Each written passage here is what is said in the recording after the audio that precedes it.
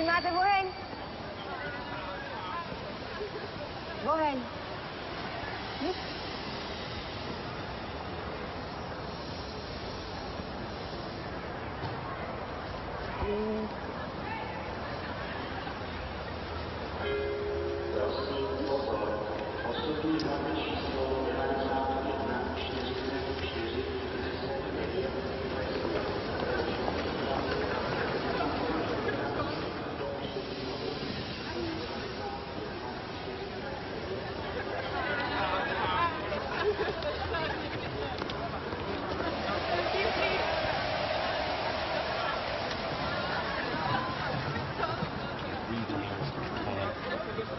College kids like a discotheque.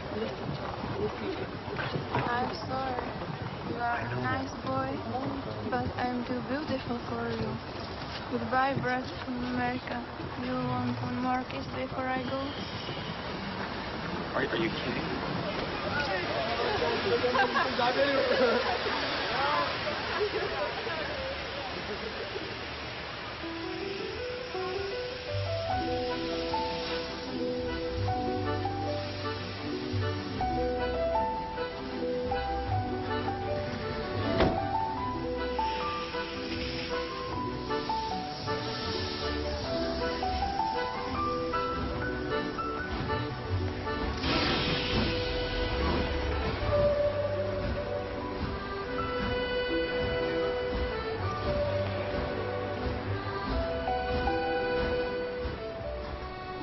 I'm here tonight to tell you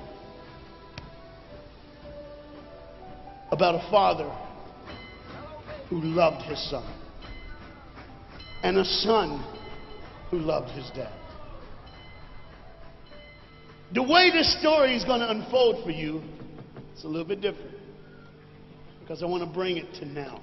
You see, a dad would go home and he would go by the school, and every now and then he would pick up his son and say, "Son, why don't you go to work with me?" The boy loved that. And when his dad would just come and pick him up, he was the happiest boy ever. He knew that he would get to spend the afternoon with his father at work, and he would get his coat, and they would walk, and he would bring hot chocolate for his son, for it's really cold, and they would go through. But this boy was different. This boy would see things. This boy wasn't normal. And when they were walking one afternoon going to where dad worked, this boy would notice things that other people wouldn't notice. He see things other people wouldn't see. He sees a man in a bathrobe in the middle of the street who's yelling at a second-story window. He sees a woman who's very angry at him and doesn't really want to hear what he says. This boy, as the rest of the world hustles by, he slows down. He sees the hurt and the pain. He sees the anguish and the sorrow. He sees the window close and a desperate man trying to get his back.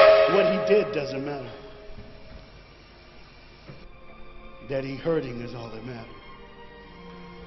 And this boy would see these things. His father rushes and gets him by the hand and says, "Let's go. Be late."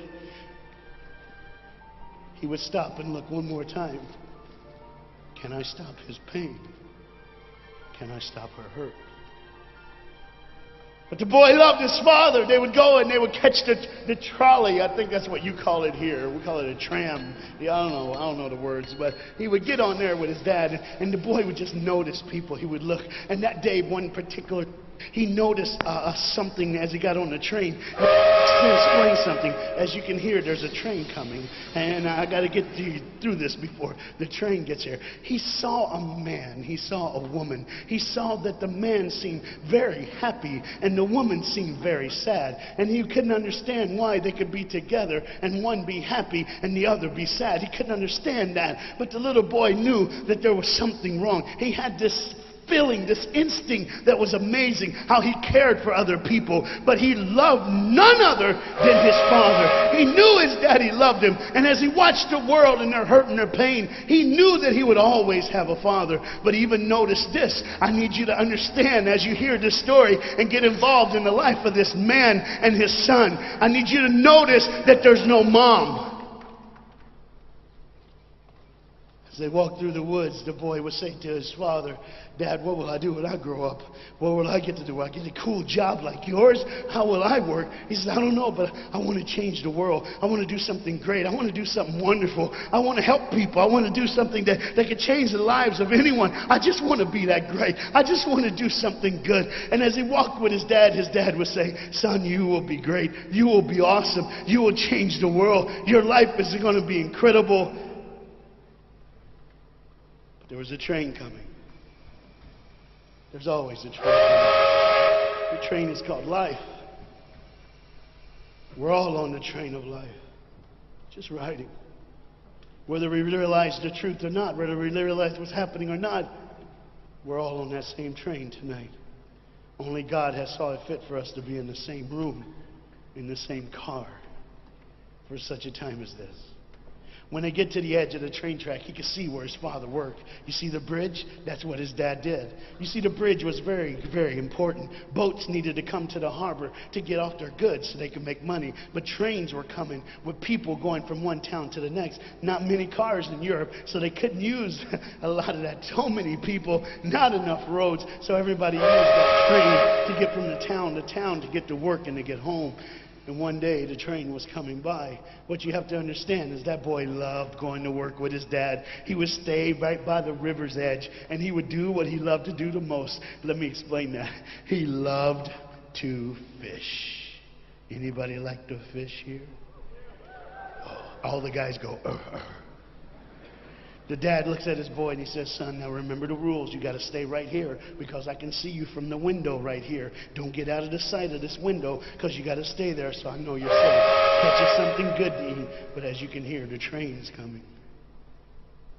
The father's job was cool. If I wasn't a preacher, I wouldn't mind doing that. Get to work. Get grease on you. Even if you didn't have to, you just squirt it on you like you feel like you did something. That's what I would do. There was a boat coming in the harbor. Timing is very essential. I'll go ahead and give you the key. The key is this. There's always a light. Everybody say light. Say it again. One more time. There's a light that the train conductor needs to see. If that light is green, he can go. If it's red, he must stop. You see, God has given us road signs in our life that we must read. Lines that tell us to go and lines that tell us to stop. Whether we read those and believe them or not is up to us. That's why some of you have fallen and you cannot get up. But tonight, that's why I'm here. The boat needed to come through, so he called, and the man said, okay, I got time. It's a long time before the train should come. So he pulls the lever, as you just saw, and the big, huge stone steel bridge, the gears started turning. They started cranking the steam. All of a sudden, gears are moving, and that big, huge bridge is just starting to go up. As it rises higher and higher, he has to watch and make sure everything's set, everything's good, everything's fine. As he looks out the window, he can see everything, but the dad, being a good dad, keeps one eye on his work, but the other eye on his baby. One eye on the world, but the other eye on his children. You think God doesn't know where you are? He keeps one eye on his world and one eye on his child. No matter what you've done or where you've been, it's one eye on the world, but the other eye's on you. He's watched you and he's kept you. Even though your train is coming down the track, he understands that. And even though sometimes, I'm not going to get ahead of myself. See the red light? He didn't see it. So many times we don't see the red light. See, to just say the train was early. The boy can hear and see the steam. And he looks and says, Daddy, the train. Daddy, the train's early. Daddy, you got a daddy. Hey, Daddy, the train. Daddy, the train's coming. But the dad was looking at the gears, making sure he had enough oil, making sure there was enough steam to get the bridge back down for the train. And the boy knew one thing. Now listen, the boy knew that his dad one time showed him where the trigger was. It was a red lever. If he pulls it, the train bridge would collapse down fast and the train would be able to come across. All the boy knew was there were people on that train. There were people that needed to be saved. There were people that had, some of them just with their friends having a good time, like everything's fine. They did not know that the bridge was up. They did not know what was coming. They're just living their life like you and me, just going down the road, just being our own thing, doing our own thing. And the dad all of a sudden hears the train coming. He looks and then he says, oh, my son. He looks out and his boy's gone. He's like, oh my God, where's my son? Where's my son? He got to figure out. He looks back just in time. to see his son trying to save the day. All he had to do was pull that lever. He reaches in to pull it, and the boy pulls too far, and he falls in the hole. Now it's on the Father. And God the Father, did you hear me? God the Father has to make a choice. It's his now. Do I save my son, or do I save the world? But they don't even know. They don't even know. The greatest decision of his life. He could blame it on them not seeing the red light. He could blame it doesn't matter anymore. Pull the lever, save the world. Leave it up, save your son. For God so loved the world that he gave his only son.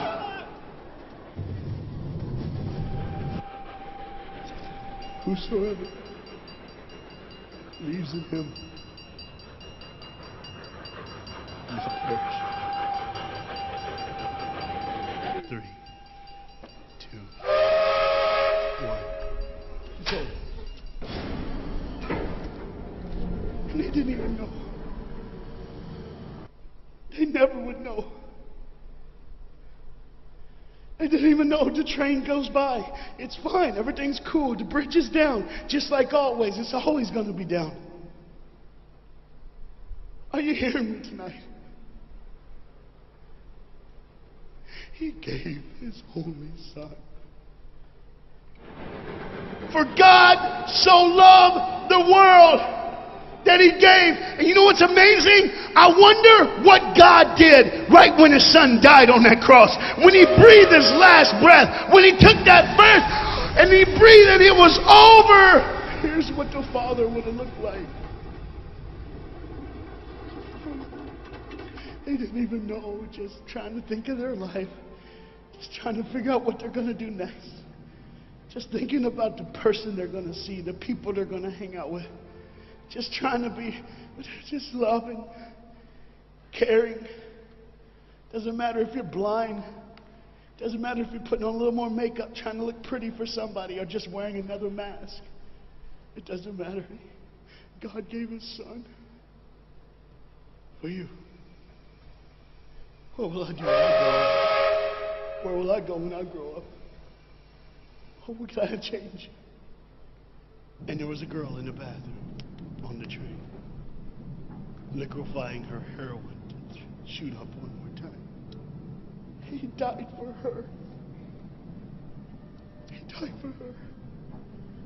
But in one moment, are you listening? In one moment, as the Bible says, everybody gets a chance. In one moment, to see the look of the Father when he knows when you realize what he did for you, when you realize the sacrifice, when you realize he let his son die so that you can live, when you realize what he did, no matter what you're doing, no matter where you're at in this life, no matter what you're a part of, you gotta stop. You gotta stop. Even if it's for 1 second, and think, my God, he did it for me. He did it for me. And I pray to God you drop what you're doing. Drop what you're doing. With all the pain and the hurt and the sorrow in the world, he did it for you. That's why you're so quiet. You see, the train's coming. The train's coming. Everybody has things. You have ways of I don't want to do that. I don't want to, but why do I keep doing it? Even Paul said, why do I do? My flesh tells me, and I do what I know is wrong, and I don't do what I know is right. You got to understand tonight, the fight is on, and we can win. We become more than conquerors through Jesus Christ. And I'm not preaching just for me. I'm preaching on behalf of you. But what you got to understand is, there had to be a moment in those 3 days when Jesus died on a Friday and rose again on a Sunday. There had to be this moment. Go ahead, look at the screen. When it was just God and his baby and his son.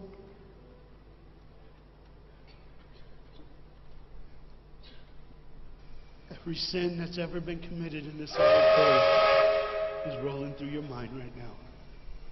I'm here to tell you that as the sun sets in the afternoon, the sun will rise again. And when the sun rises again, you cannot change your past, but you can change your future. You see, it's always a different day. One day someone lives, the next day they die, the next day you wake up and you're still living. You're like, why am I going to live? Why does this have to be my turn? Why can't I? You can just preach. I could have stopped, but I need you to see the whole picture here. You see, because when God the Father gave his only Son, when Jesus Christ breathed his last breath and he died, he did it in a way that you can never ever say, you don't know me, you don't understand me, God don't understand my pain, God don't understand my sorrow. You see, that's the very train that boy was on. That's the very train that he was on. And as this dad remembers, look real close. You see the pictures of the people? Bam, there they are. But there's somebody added in the picture, isn't it? Bam, there they are. Do you see who's added in it? In every face of every person, Jesus is in their life. Why? Because when you're the greatest sacrifice, you always end up in everyone's life. No matter where they are, who they are. He did it so that you can say he was there all the time. Waiting patiently in line. Jesus Christ was there all the time. And the train keeps going. The train keeps coming. Train keeps moving. People keep living and people keep dying. And God the Father just watches it all. One eye on the world, the other eye on you. Some of you are starting to figure it out. You're like, what is he looking for? Just one girl. Because see, the whole horrible day, God only had his eyes on one person. And it was just a day on the street corner. When he walked by, he saw a girl with a babe. And she saw him. Do you get it? Old things are passed away. Behold, all things become new. He did it so that we can live. No matter what the sin, no matter what the pain, no matter what the sorrow, the sacrifice was perfect. It was perfect. And it was for you. And God the Father watches it all unfold. And all he can say